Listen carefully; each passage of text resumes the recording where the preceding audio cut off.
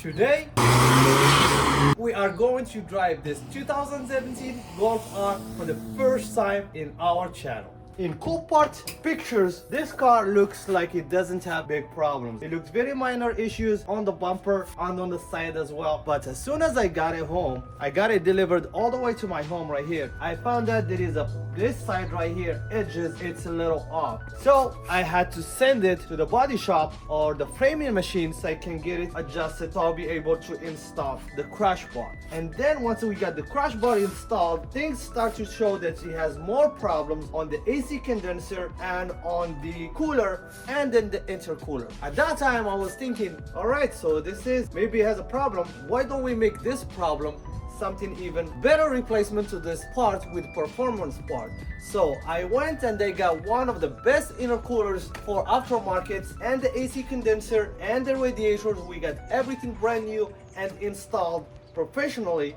And then after that we replaced this holder right here, this bracket, all of it was broken, so we had to replace it. So we got that one done as well. And the only thing that was holding me from recording a new video is those headlights. I don't know guys, if you had those Golf R's, it's very hard to find the stock headlights. So I was browsing everywhere about those headlights. Finally I found a guy that's selling those headlights in another state. So I contacted this guy and he was nice enough to send them or ship them to me over the USPS. So I just got them right here finally. Voila, check this out guys. Finally I found them brand new condition headlights, stock ones, because mine is a DRL and their headlights, they're assistant. So when you drive and you go on the curb, those headlights move to highlights where you're driving, and that's why they're expensive and hard to find guys. So thanks again one more time to this guy who shipped those headlights to finish this project.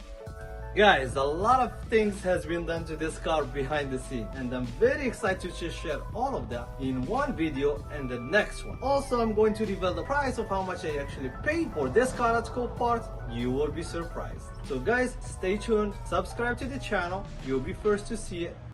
And as you saw in the last video guys, I was able to turn on this car for the first time since we got this car. It was very exciting, huge relief that I know that this engine is still good. But there is another little problem, and the problem that we have in right now, that this car drives on a limp mode. So anytime I try to launch the car, you feel like there is a delay on the power, but then after that it will go faster than normal. So in today's video, I'm going to figure out what's the problem by using this tool scan that we just got, 892BT from MUCAR. We're gonna try it and try to see if this tool scan can help us to fix this problem.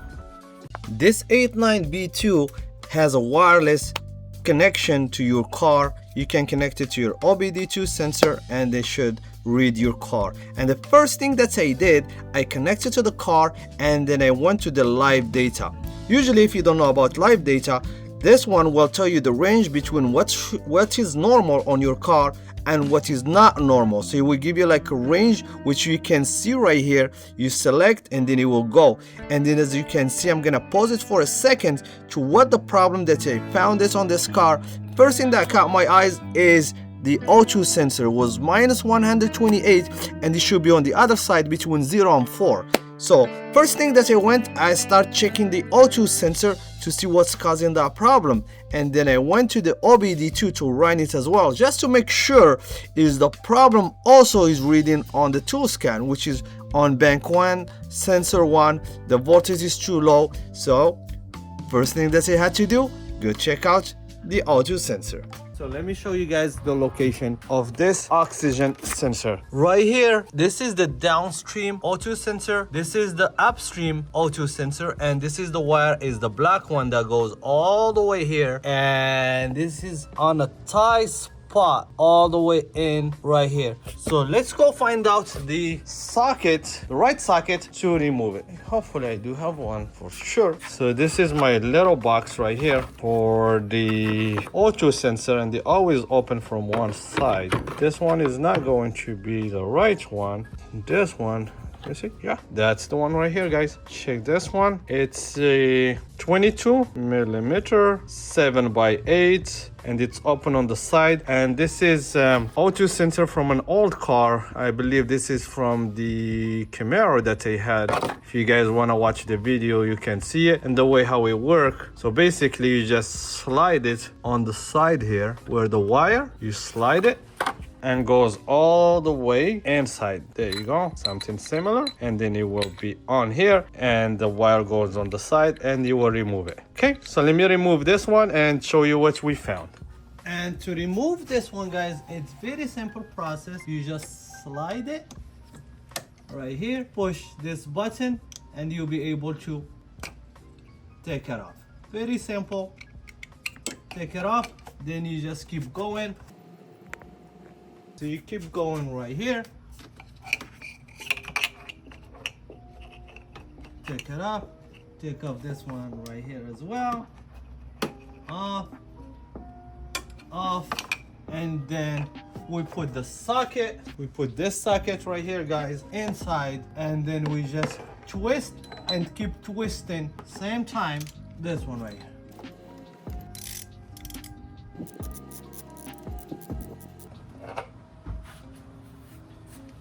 Check this out, guys. This is the old O2 sensor. Look, the carbon that was built up on the O2 sensor. I don't know, guys, you tell me if that's how it should look or if it's not normal. Yeah, I see that the wire is cut on this side. I'm not sure if this is, no, this is not normal, of course not, because the wire should be all the way here and it should be covered from the heat.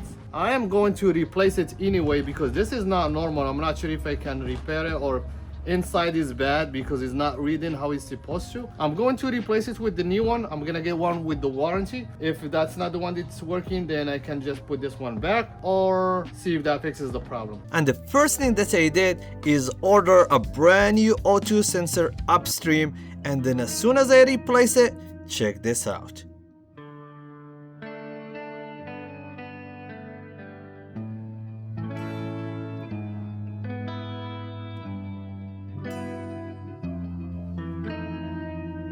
All the reading is back to normal.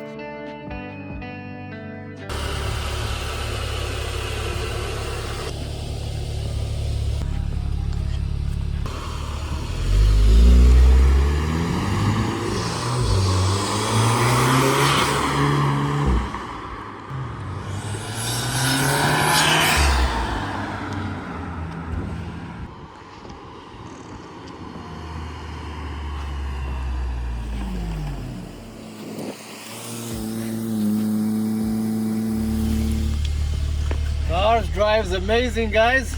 Guys, we got this problem fixed. So the problem was the O2 sensor that was not sending the exact reading of the fuel and the air mixture and was making this engine to lose power in the beginning, but then after that the power restored, but it was like a limp mode, guys. So we got this problem fixed thanks to MUCAR that was helping for this video, and thank you MUCAR also for sponsoring this video, and I'll see you soon. Next video, guys, we'll be doing the fitment for the hood, for the headlights, for the front bumper, and get this car ready. By the way, don't forget to subscribe to the channel. If you like the video, give us a thumbs up. That helps me to build more videos like this, and I will see you soon with another video.